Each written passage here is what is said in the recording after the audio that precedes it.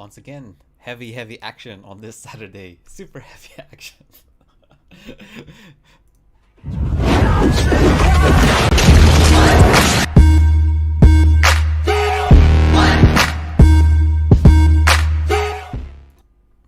Hello Adrian and welcome back once again to this channel. It is 7:30 p.m. and UTC plus 8 is my time zone. Welcome everybody around the world who is watching this live right now. First of all, I wanted to wish for the few people, for the few Americans that are watching this channel as well, happy 4th of July, of course. Be safe and hope you don't get any incidents with the fireworks and so on and so on. But other than that, I wanted to wish everybody well on this beautiful Saturday. And I don't know, during the weekend, things are way more chill. It's everything seems to be a lot slower and a lot more at a very slow pace, it seems, right? First of all, welcome first to the hardcore crew. Hi Tina, hi Cedric, hi Moncol, hi Fardin. Welcome once again on this Saturday. Yeah, nothing much to do during the weekend, so let's let's look at some charts, right? Nothing else to do. Anyways, while everybody is slowly trickling in, well, maybe they aren't trickling in because it's Saturday. Let's take a look at the COVID numbers and see if there's anything going on. Hi Zaldi. And in the US, we are at 2.8 million cases. Brazil has crossed over 1.5 million right now. Russia and India are over 600,000, over 650,000 to be exact. Hi Lex. So yep, that doesn't seem great as well. Not really something to celebrate about. And the total confirmed cases we are at, yes, we have crossed the 11 million cases right now. So wow. But the chart does look like it's going slower now. So that's a good sign. Yeah, not for the US apparently, not for Brazil, not for Russia, not for India, Peru, no. Chile also no.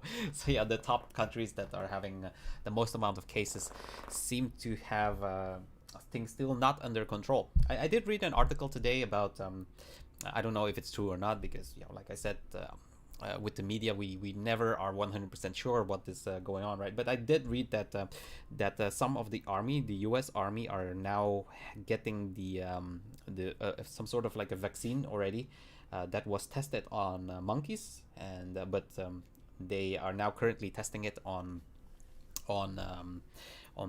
humans, and apparently some of the U.S. Army are currently getting injections from that vaccine for against the coronavirus right now. That's what I've read. I don't know if it's true or not, but yeah, that sounds quite promising. If the Army is getting the injections and it works out and it helps, then hopefully the next step will be our regular folks, the normal people, right? So let's hope that's hopefully the case. Hi Val, welcome once again as well. So yesterday we had a little bit of trading action on the futures. We can go over it for a little bit. Nothing that much happened. This is how the daily closed for the S&P futures. It's sort of like a dodgy candle. So pretty much indecisiveness, but it still looks bullish overall if we are looking on the long term. Of course, if we are looking at the macro, if we are looking at this type of weekly candle close, yeah, you can't be bearish on that. So everything on traditional markets looks still looking pretty good, but that doesn't mean that we, like I said, that we cannot have a small pullback, and it does look that we are going to have a small pullback. If we are looking at the, like I said, on the shorter term frames, on the 4-hour charts, we can see that it just bounced off now at the EMA 21. But just looking at the Stokes, as you can see, starting to curl down a little bit, momentum, and also on the sentiment chart, if I can open it here, sentiment, as I told you, when it starts flashing on the background, usually we get a small pullback. I don't expect a big pullback or anything like that, but like I said, a small pullback on the traditional markets seems to be the way to go right now. As you can see, also the RSI is below the EMA right now as well on the the S&P. Nasdaq is still a little bit more bullish, I guess, a little bit more bullish, but once again also a doji candle, daily candle close. But once again, if we are looking at the 4-hour chart, broke down below the 10 simple moving average, and most likely will be heading down towards the EMA 21 as well during the day. As you can see here, the stocks are curling towards the downside, very similar, of course, and the green background here on the sentiment chart, and curling down a little bit as well. So the momentum, so I do expect on the traditional markets, as you can see here, RSI below the EMA as well. So on the traditional markets, I do expect a small pullback, and that small pullback is going to have a bigger effect on Bitcoin, of course. That's basically what we have been talking about, right? So overall, medium in a medium time frame, definitely not bearish or anything like that. In the short term time frame, I do expect us to have a little breakdown, right? A little pullback on the traditional markets, and maybe a little bit bigger on Bitcoin. Like I said, 8.6k, 8.5k, 8.6k, around that range is where I expect Bitcoin to be landing over the next week or two, something like that. So yeah, nothing changed on that area. Let's go into more details on the CME chart, because of course the CME chart also closed yesterday, right? And what can we see on the CME chart? Well, right now the daily is hovering just above the EMA 55, or the green line right here right now, but you can clearly see that the structure that we have been forming right now is definitely lower highs and lower lows right now. You can clearly see that we have a downwards channel that is being formed right now towards the downside, also on the CME chart. And of course, when it happens on the CME chart, I do think that is way more legit than on the spot price. CME chart is it's just what the professional traders are doing. So most of the times it just gives us way more correct information on what is happening into the market. And if you're looking right now, it closed at 9,060 for the weekend. So it gives you a sort of like a roadmap as well for the weekly close on the spot price. And on the weekly close, well, 9,060, there's always a little bit of a premium on the features. So if we are taking off like around $100, then we can kind of guesstimate what the spot price is, and the spot price would be below 9k, and that's an important thing, right? Because like I said, if the weekly chart, and we can go immediately to a spot price, if the weekly chart closes below 9,050, as you can see, if it closes below the 9,050 on the weekly, the RSI will have a cross down below the EMA on the weekly chart, and that's basically what could potentially trigger that downfall effect that we have been talking about. So yeah, let's go back to our CME chart. Yes, I'm aware, Pledit. There's like $1,000 sell order on Coinbase right now at 9,100. But yeah, the order books, you have to be a little bit careful with order books because a lot of spoofing, a lot of manipulation as well there on the order books. But of course, showing sell pressure is not great, of course.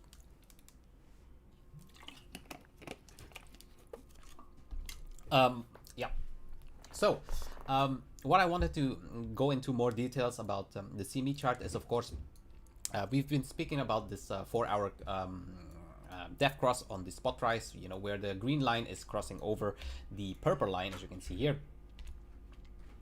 And well, this is basically also what is happening right now on the 4-hour chart on the CME chart as well. So let's remove some of the lines so you can see it better between the green line and the purple line. Oh, did I remove it? Yes, I did remove it. Lol.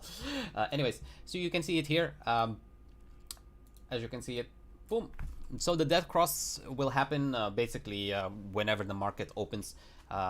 If the price will be below 9,280, we will have a confirmed death cross as well on the CME chart, and I think that is way more important than the death cross on the spot price, because, well, of course, that will show continuation for the price as well towards the downside, right? So let's take a look on how good this death cross has been, backtesting a little bit whenever that happened on the CME chart, not on the spot price chart, and we will see that that cross, the golden cross or the death cross, had been pretty good, solid action, right? So as you can see here, we have a golden cross here, the green line crossing over the purple line, and that gave us a very nice pump all the way up to here, right? As you can see, all the way up to here, the 10.5k or something like that, and then you can see the EMA 55 started to wavering a little bit towards the downside, right? So that's basically what is going on. Yes, Fardeen, I know, but if Bitcoin price crashes, altcoins are gonna die as well. So I wouldn't be too enthusiastic about it. But yeah, right now the Bitcoin dominance is actually going down, meaning the altcoins are having a good day. And also, you have to understand, when price on Bitcoin is moving sideways, then of course altcoins are doing better, but altcoins are gonna die. It's just a matter of time.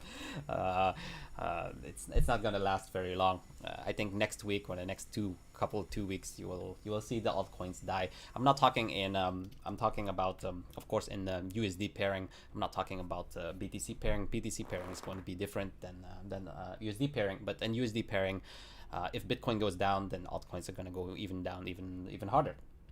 Anyways, so backtesting this death cross or golden cross, as you can see here, pretty good, very solid. Then we had a death cross here. That's a death cross here, and as you can see, it tested the EMA 200, as you can see here, and then it dropped dead. A substantial amount.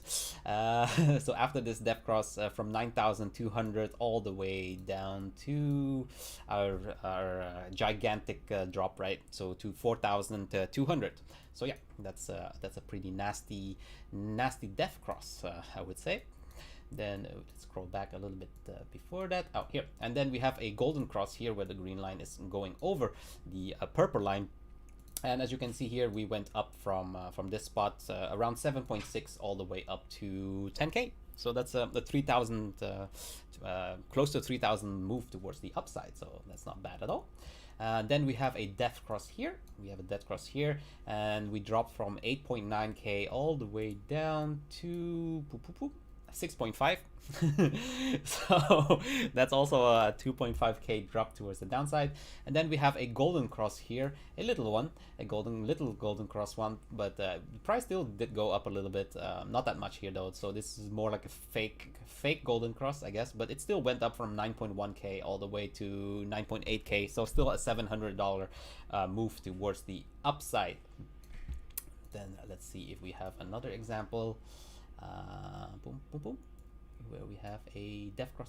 Here we have a death cross here, the green line going down, and then the price basically went from 10.5 down to 9.4. So another $1,000 move towards the downside. And we have a golden cross here that went from 10,100 to 12,000, so around $2,000 move. And here we have this one is a fake out here, so it went down and immediately back up. So this was the one of the, of course, it's no crosses are 100% guaranteed, right? So it did basically not go down after this death cross, immediately spiked back up towards the upside. So this one is one irregularity, let's put it like that, in the death crosses that we can be seen so far all the way back. And of course you can back test it even further back, but I guess you get the point that you get the point where I wanted to tell. This death cross has actually been very indicative of what the trend is and what we can see in terms of like results and stuff like that. So looking at Monday, we will see that death cross happening also on the CME chart, and I think that is worth mentioning, and definitely because of the pattern that we are currently forming, this downwards channel that we have been forming since the local top that we have made, right? So it's quite easy. Like I said, it's quite simple to be trading as long as we are if we are long as we're making lower lows and higher lows. Of course, we are still stuck in this pattern, and at one point, once we form some bullish divergence, we will be breaking out of this channel, of course, towards the upside. But of course, it can still linger all the way down towards the downside until we form some divergences, right? But right now, even on the CME chart, we can clearly see that Stokes are curling towards the downside. Also, the MACD is definitely on the downside as well, as you can see, and the RSI as well. Of course, the RSI is below in the bearish territory, right? Let's remove this one so we don't have to see that. Okay, as you can see here, in the bearish territory and below the EMA as well, and still holding everything there on the downside for the CME chart. So since I put way more importance on the CME chart, we can clearly see that the trend is still towards the downside, and the pressure is still towards the downside, and that's one of the reasons why I'm still on the short term. Well, short term has been more than a week now, and yeah, it has been going down, but it has been extremely slow, as we all know, right? So this is what we are seeing right now on the daily chart. Let's go back into the spot price on the daily chart and update a little bit what is going on and what we are talking about yesterday. Your phone. One second, my wife needs my phone. There. Anyways, daily, yesterday we closed another candle below the EMA 55, and as you can see right now, the slope on, well, you cannot see it very clearly, maybe let's put it on the line. You can see it that the slope of the EMA 55 also is now curling towards the downside, and obviously that's not that's not the strongest sign of strength, right? But yeah, so as we can see right now, once again below the EMA 55, below also this channel that we have been drawn, this bullish channel that has been broken. And like I said, the channel is broken. I mean, we don't have to be looking around it or anymore. Like, I know there's still a lot of people who are bullish. Yes, it can always reverse and this and that, but it will reverse at one point. But it needs to make some bullish divergence first before it reverses, right? Or it needs to go sideways for a really long time, which is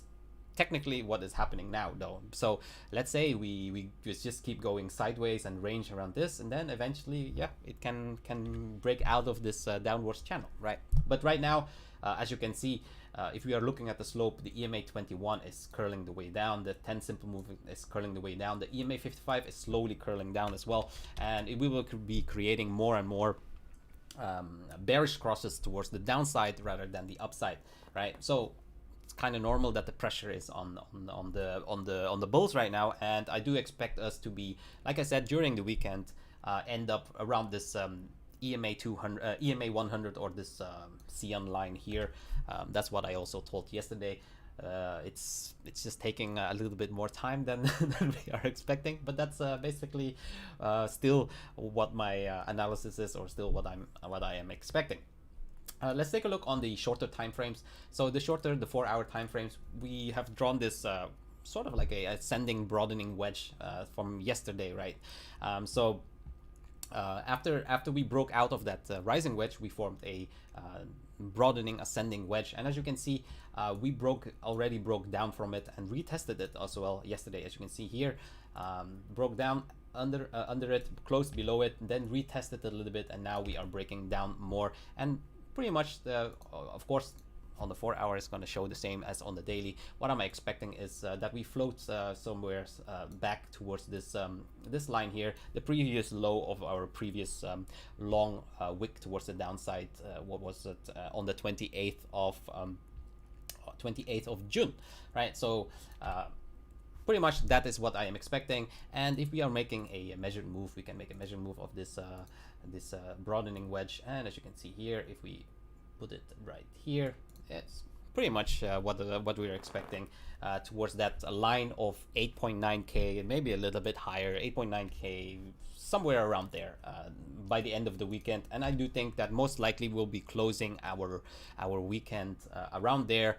And then most likely after we make a little gap between the CME chart and the spot price chart, maybe a small bounce towards the upside, fill that gap, and then break down completely next week towards, I mean, not the breakdown completely, but towards the 8.5, 8.6k level there, and then make a serious bounce towards the upside once again. And then we basically reanalyze the things and moving on forward from there. But yeah, on everything what we've spoken about for the past, I don't know, how long am I in my position already, in my short already? Oh, it's been a while already that I'm in my short position from 9.3k. I don't even remember anymore. But yeah, it has been very, very slow. But yeah, that's what trading is about. You have to be very, very patient and just wait for things to develop. But yeah, right now I mean, can't complain, right? Already $250 spread towards the downside, and it looks good. So I don't have to be adjusting my position or closing my position or take profits or anything like that. So pretty much what we've been saying for the past week or something, slow drop towards the downside, and I do expect continuation of this drop a little bit more as well. So the main topic of today is because, well, it's a Saturday, and as you can see in terms of like price action on the spot price and on traditional market and on the CME chart, nothing that spectacular happened. So what I wanted to go through is actually about this article that I've been reading about grayscale, right? Because there's been a lot of interest about grayscale, because of course that's where the institutions are buying, that's where the professional traders are buying their Bitcoin and blah blah blah. And there has been in the news that grayscale, they're buying more Bitcoins than the amount of Bitcoin that is being mined right now. And the question is that true, right? Is that really true? Yes or no? And I think this research has been pretty interesting about this quant firm has been doing the grayscale. So I wanted to go through with that with you guys today. So here, grayscale has bought up over 150% of newly mined Bitcoins are likely a myth. So I think that's that's a quite very, very big sign already of what the article is about, right? And I do believe that the article is true though, because when I see those reports and people are saying that grayscale is buying up 150% of whatever is being mined right now, it makes no sense. Why doesn't it make no sense? Because well, if that would be the case, the price would be going up rather than going down, right? Bitcoin would be having less supply, and people would be going nuts, and the price would keep going up, and we would have been broken out of that 10.5k level already if there is more buy pressure than supply.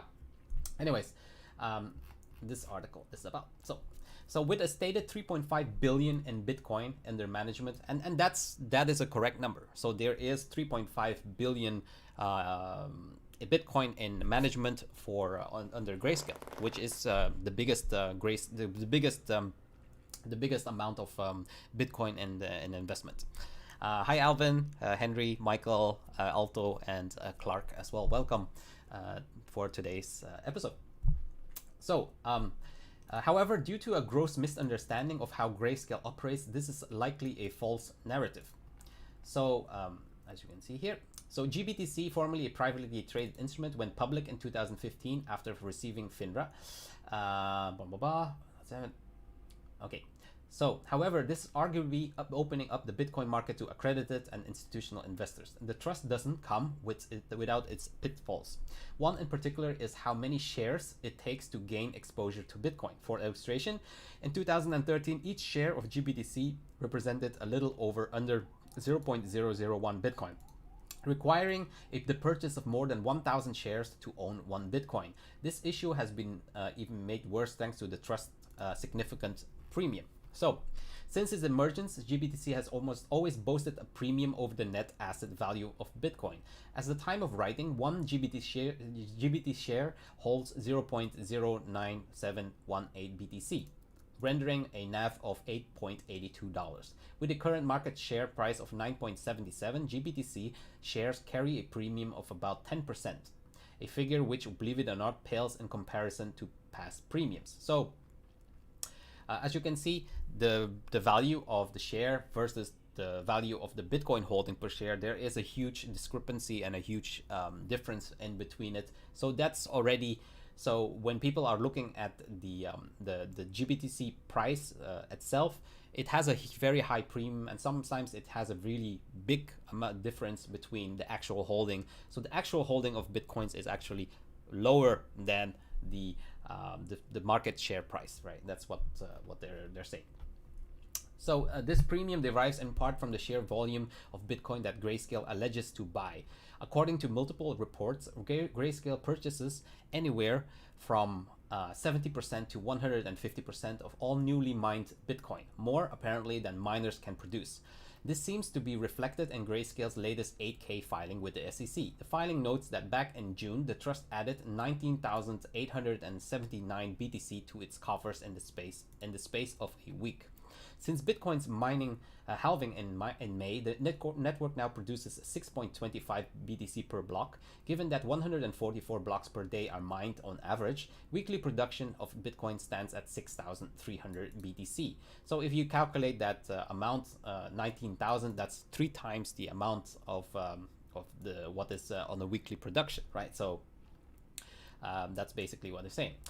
This so-called cornering of the Bitcoin market has been met with bullishness, trepidation, and doubt in equal measure. The latter arose after lackluster price performance in the spot market. Many opined that over 50,000 BTC allegedly accumulated by Grayscale since the Bitcoin halving in May, the market should have witnessed at least some movement. In reality, it has been somewhat stagnant for a few months. And yeah, I think that's what I'm saying. If they have bought 50,000 Bitcoins, why is the price movement not going up more than what we were expecting? So per Ryan Watkins, analyst with blockchain analytics firm Messari Research, Grayscale's buying power has been severely overestimated. First and foremost, dispelling the rumors that Grayscale buys more Bitcoin than miners produce, Watkins points to the GBTC inflows. The analyst admits that most purchases are in kind, referring to the fact that many GBTC shares are obtained using Bitcoins or other cryptocurrencies.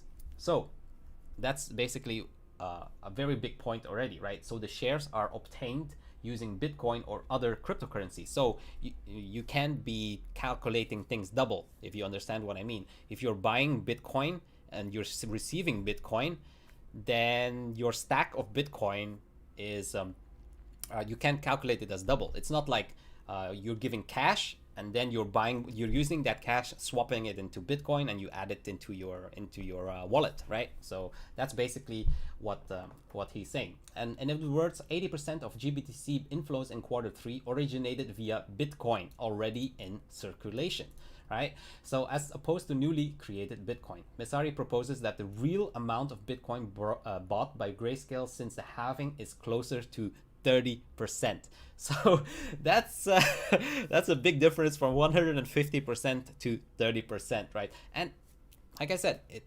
you can always that's a problem with data and statistics, right? You can always like play around with these numbers, and you kind of never really know what the real numbers are until you make a deep research or a deeper look into those numbers. And this is what Messari has done, and you can clearly see it's closer to 30%. So they're playing the market. And they're just showing the. I mean, for Grayscale, it's marketing, right? If they can show people that, wow, look at this, investors are buying, you see, 19,000 Bitcoins over the past month, and they show that number, then that creates hype, that creates marketing. It's a marketing ploy. That creates a lot of incentive and FOMO for other people. So like I said, but if that's the case, then why is the price not going up higher for Bitcoin, right? If that's so, you should be thinking, there's something wrong there. And yeah, I think just looking at this at this article, it kind of shows you how the media is or how Grayscale is literally playing the public with their numbers and well, they're not actually doing anything wrong. They're just giving out the numbers how it is, but people are misinterpreting it, right? And they are enjoying the misinterpretation. Let's put it like that, because it's correct, right? The 19,000 was added to their fund, but if most of it was already from existing Bitcoin, you can't calculate that as, they're buying more Bitcoin than it's being mined right now. You can't calculate it right like that. So I think that was very interesting, but if you were thinking about it like in a logical way on the price action, you can already know that there's something wrong there with those numbers. And once again, there's nothing wrong with the numbers. It's just the misinterpretation, and yeah, people just think that it's way more than what it really is. But anyways, what is very interesting as well is just looking at the Grayscale Bitcoin Trust chart as well. And I think something really important is what we can see as well on the Grayscale's chart is the following, right? So on the Grayscale, this is the movement that we've been having the past 2 months or something like that. That's the same as in Bitcoin, of course, but the only difference between the Grayscale chart and the Bitcoin chart is that we have already broken down towards this level here, which is way lower than on the spot price, right? So what I wanted to show is the following. So price right now is at $9.37, right? And if we are looking at the comparison, this is basically the price that was on the 1st of May. As you can see, it's actually a little bit lower than the 1st of May, as you can see here, right? The 1st of May is where the price is currently at right now.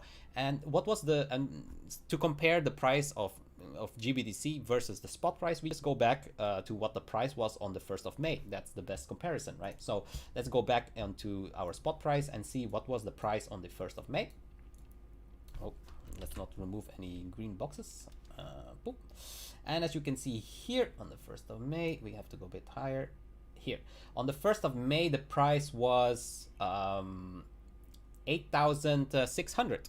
8,625 to be exact. 8,625.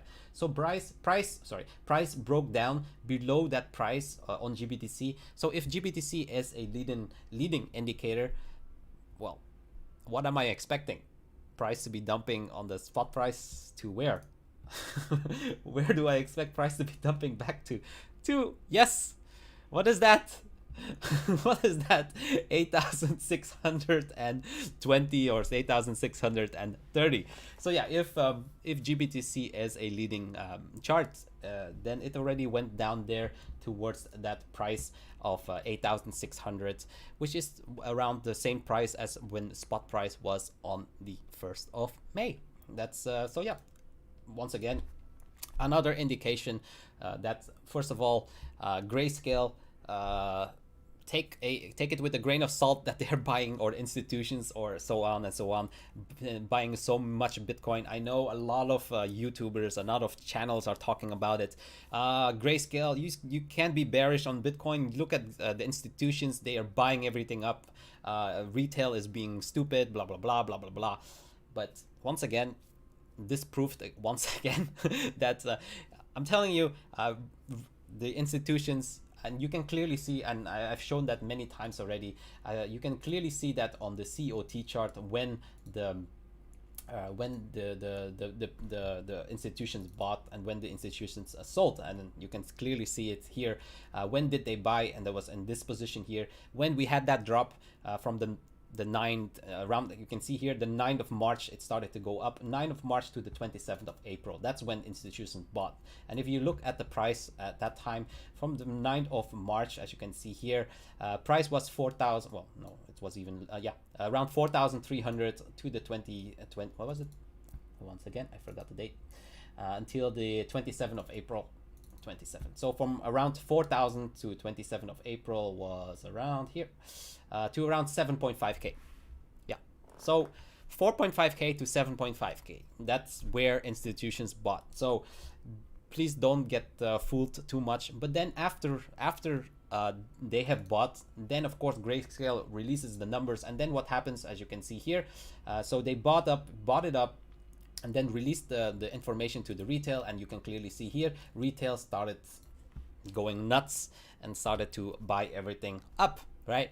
So buying the top when the price is super high. And as you can see right now, what this other institutions doing, they are selling they are selling right now, as you can see, while retail is still thinking, let's buy the dip, right? So yeah, like I said, I don't expect price to be breaking up on this rally just yet. I do think that we still need a push towards the downside.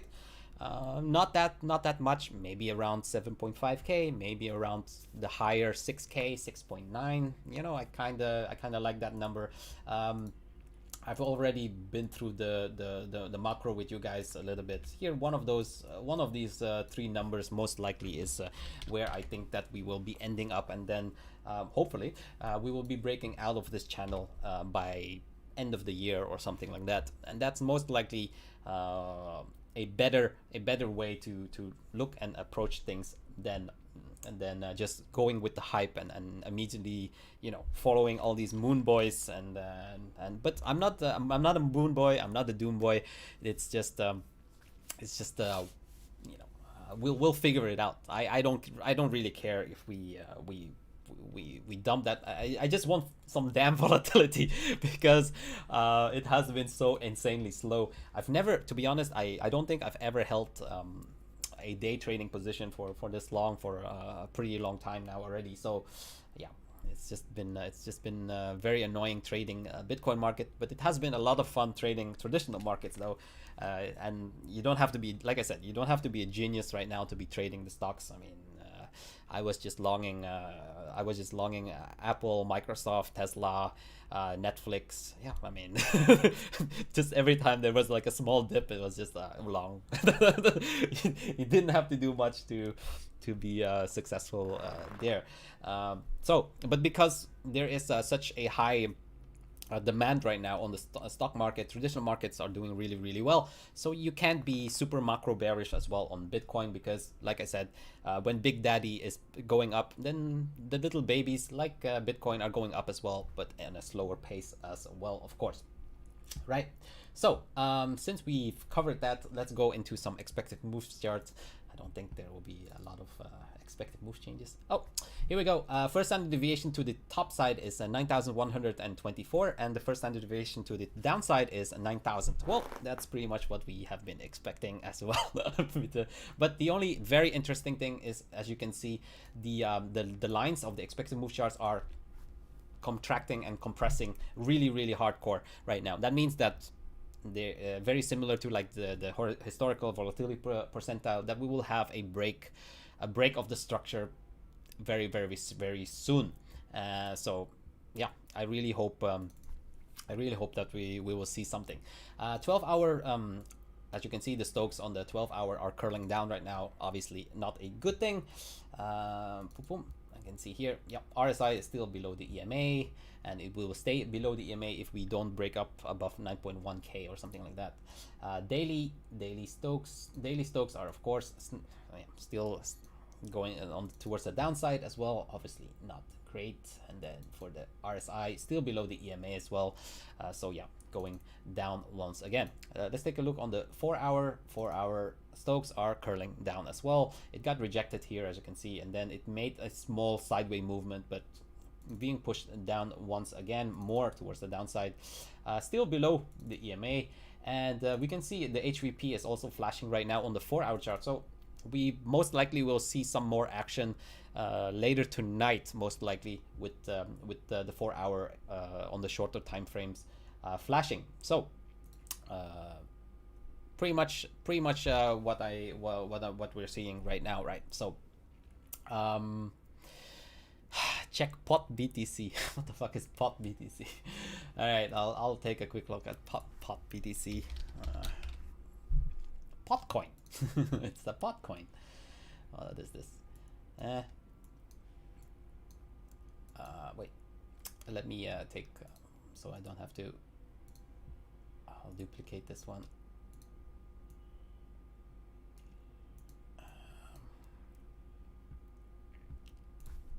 Move this one back to GBTC, and then this one I'll change it into pot BTC, so I can see if there's anything that I can see yet. Yeah. Okay, first of all, this is how you have to look at a shitcoin, right? So you have to look at at this, which is pretty much a dead heartbeat chart once again, right? A dead heartbeat once again. And I know you're most likely excited from a little push towards the upside, but yeah, even on the daily, it's not really a great push as well. Yeah, it just doesn't look good, man. It just doesn't look good. What you want me to say on pot BTC? 4 hour, yeah, no, yeah, bearish. I think it's gonna drop down. I think it's gonna drop down. Yeah. I think it's gonna drop down more. Pot BTC, but yeah, I don't know how you can be interested in these kind of charts. I mean, it's just retarded. Sorry. This just, I don't even know how you can trade this kind of shit. Yeah, it's not. It's just yeah. For me, it's kind of a waste of time, to be honest. Look at this. It just keeps on going down. It just keeps on going down. Yes, Laxman.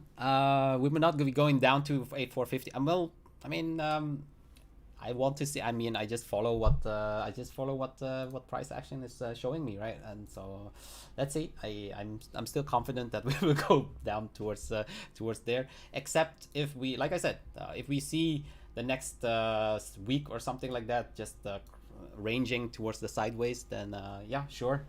Then, but other than that, I do believe that with all the pressure from the bears that are pushing everything towards the downside right now. Yeah, it just yeah, I don't see it at like I said. Let's wrap it up because we have basically told everything what what I wanted to say. Short time. Well, this is what I expect to be breaking this weekend. So towards the downside, of course. Oops, sorry. Towards the downside. So short term. Well, I don't know if it's short term. In the next couple of days. Short term, I do expect us to go back to like 8.9k, something like that. Maybe we will get a bounce from there, something like that. But I do expect everything to be curling more towards the downside. With this EMA going down, this EMA on the 4 hour even going down, we are not even above the 10 simple moving average right now. And we had a cross towards the downside. Even the 10 simple moving average is showing a slope towards the downside. Yeah, there's nothing bullish right now that can be seen. RSI, do we see any bullish divergence? We don't see any bullish divergence on the RSI as well. We are forming some sort of like a rising wedge here, as you can see, rising wedge. So we can go back a little bit up one more time, and then break down, because of course rising wedges usually have the higher probability to be breaking down than up. So yeah, I'm not saying that we can't go back to like 9,000 and 9,100 or anything like that, but yeah, this doesn't look very strong or very constructive, definitely with all the lower lows that we are forming. And and it's never good that when you are hanging just at this resistance. Well, so it was support, as you can see, it was support, and then it broke down, and now it's becoming resistance. So yeah, I think maybe we will go touch up to the EMA 21, which is at like 9,100 once again. Just go fill this this top here, go back up a little bit, fill this top here, and then go back down. But I don't think we will go back. I don't think we will go over 9.1k this weekend, and then most likely by the end of the week or maybe later tonight or something like that, 8.9k seems to be the area that I am expecting. Am I going to be closing my shorts? Not immediately, just now. Just wait until like I said, I'm still waiting for like this area here, or the EMA 200, which is currently at 8,592. So around 8.6k is where I am expecting price to be dropping at over the next week or something like that. So that's what I'm still expecting. That's what I've been expecting for a really long time now already. It seems like forever on Bitcoin. It seems like it's becoming more a stable coin than anything. Well, that's not really true. To be honest, it did drop from 10,500 all the way down now to 8 point something. So it did make a drop, but the drop has been relatively very, very slow. And of course, that's because the traditional markets have been doing pretty well, holding the price up for Bitcoin. But yeah, overall, that's my opinion on Bitcoin. Short term, I think a pullback towards this CN line or the EMA 100, which is currently at 8,874, so around 8.9k. That's basically what I'm expecting for this weekend or at the weekend close by Monday. But I do expect after that, most likely towards the 8.6k, make a bounce from there. I don't think it will be the end, but we'll see. We'll see what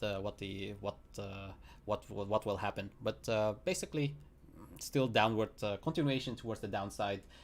It has shown on the CME chart. It is shown on the grayscale or GBTC chart, and it's also shown actually on the spot price chart. But yeah, so yeah, that's basically it for today. On this beautiful Saturday, hope you have and wishing you all the best for this weekend. Hope you enjoy the weekend and see you again tomorrow on Sunday, where we try to form up a master plan for the upcoming week. But I don't think anything different or anything special is going to be happening. But let's see. Who knows? Who knows? Something special we have. Wishing all the best. Wishing you guys all the best once again. See you hopefully tomorrow, 7:30 p.m. UTC plus 8. And of course, please like, share, comment, and whatever you want to do with this channel. And until tomorrow, please stay